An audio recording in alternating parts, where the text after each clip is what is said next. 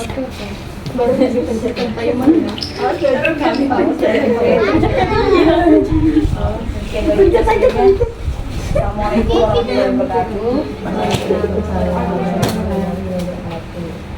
Jadi kami di sini dari mahasiswa S1 Keperawatan Universitas Muhammadiyah Kalimantan Timur ya, izin sedikit memberikan informasi terkait dengan sarkopenia, Ibu. Udah pernah dengar, Bu? Belum pernah dengar. Nah, oke, setelah ini nanti kita akan jelaskan. Nah,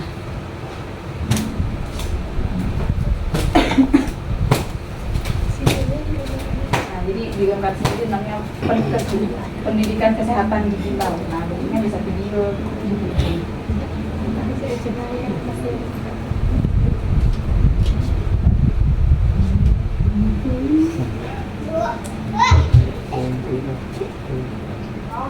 Oke, terus suaranya.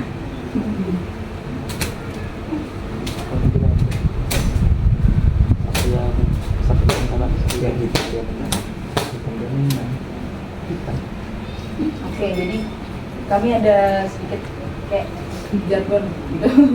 Lawan sarkopenia dengan mama. Nah, mama sendiri nanti ada singkatannya, Bu. Jadi sebelum masuk ke situ, nah jadi sarkopenia sendiri itu adalah penyakit degeneratif di mana jumlah, kekuatan dan kinerja otot kita itu kan menurun seiring usia kita, ya seperti itu. Ibu merasa nggak dari ibu misalnya muda menuju ke sekarang aja tuh udah terasa, Bu ya? Padahal kan kita belum tua. Nah, yang kita aja. Iya. Jangan ini yang kita aja sudah merasa ada penurunan otot nih gitu. Jadi rasanya ototnya tuh sudah tidak bekerja seperti ketika kita dulu usia anak-anak.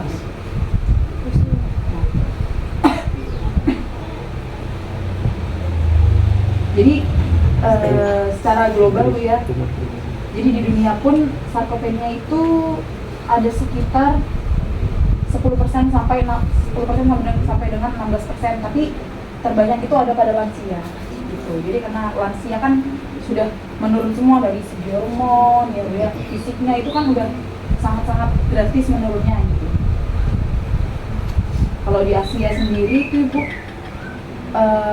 untuk lansia, jadi yang paling banyak persentase dari terkena sarkopenia atau kelemahan otot tadi ada pada wanita. Jadi kita Bu yang lebih rentan ini sebenarnya daripada laki-laki sendiri. Dan itu sudah ada penelitiannya. Jadi di Asia sendiri nih sebanyak 21, benar Bu.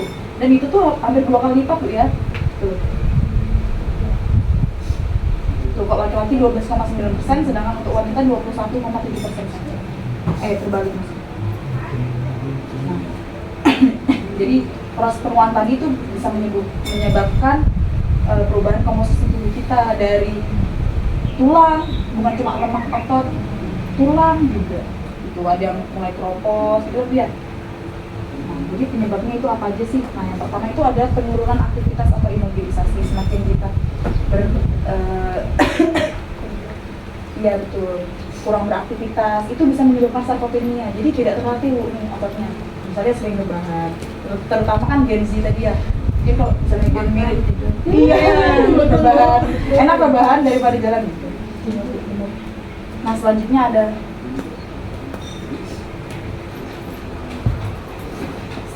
penurunan hormon. Nah ini biasanya terjadi pada lansia, terus yang menuju lansia gitu. Terus kenapa sih ada juga yang lansia yang kita lihat tuh kayaknya lebih sehat deh daripada kita gitu ya, karena memang dari pola hidupnya mungkin yang sudah diatur. Jadi kita harus perlu protein Bu, protein yang cukup, yang paling bisa dijangkau dari sehat. Telur gitu, nggak mesti kita harus makan daging Bu ya, kayak ayam gitu. Nah selanjutnya ada penyakit internal, diabetes mellitus atau obesitas. Insya Allah ibunya sehat aja kan Bu? Alhamdulillah. Oh, mantap Bu. Nah itu lumayan kan Bu? Lumayan, iya kan? Ya, penyakitnya. Pokoknya kalau sudah Ada sarapan loh, 99. oh bisa sarapan itu? Ya, 99. Oh, padahal habis makan.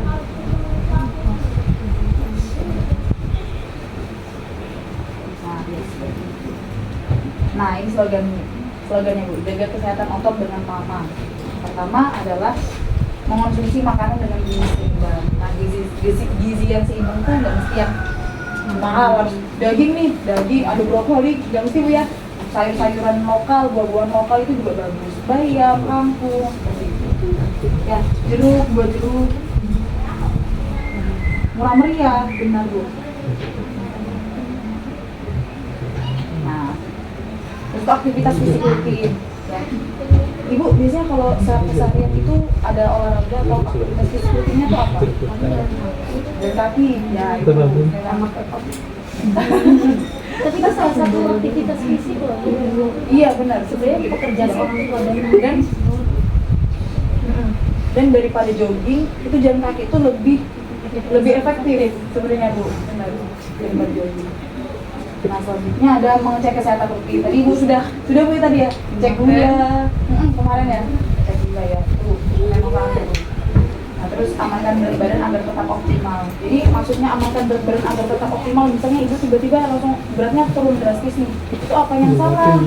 Kenapa kok bisa tiba-tiba turun? Padahal saya makannya biasa aja kayak biasa. Nah itu perlu ditelusuri. Nanti gimana? Nah itu enggak. Sebenarnya makan nih tapi naik terus. Nah, iya, perlu itu juga perlu ditelusuri. Kadang kan kita makan nggak tapi Oh, nah iya, benar saya juga begitu Bu. Ya kata. Oh, nah, mungkin itu aja. Jadi mungkin Ibu bisa sambil dibaca Bu ya. Mama, M pertama, mengonsumsi makanan dengan gizi seimbang. M. A. Aktivitas fisik rutin. M. Kesehatan rutin. A. Nah, coba saya review tadi. Nah, penyebabnya apa aja Bu? Bisa penurunan aktivitas atau kelamaan beban, tidur, kebanyakan tidur, penurunan hormon, kurang asupan protein, sama penyakit. Penyakit yang berita.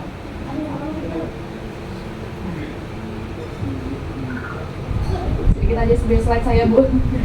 Tapi insya Allah dipahami Bu ya informasinya yang sedikit ini. Insya Allah. Iya, bisa Bu di recall. Coba Dewi. sedia 24 jam. Mungkin jadi seperti apa Bu kira-kira?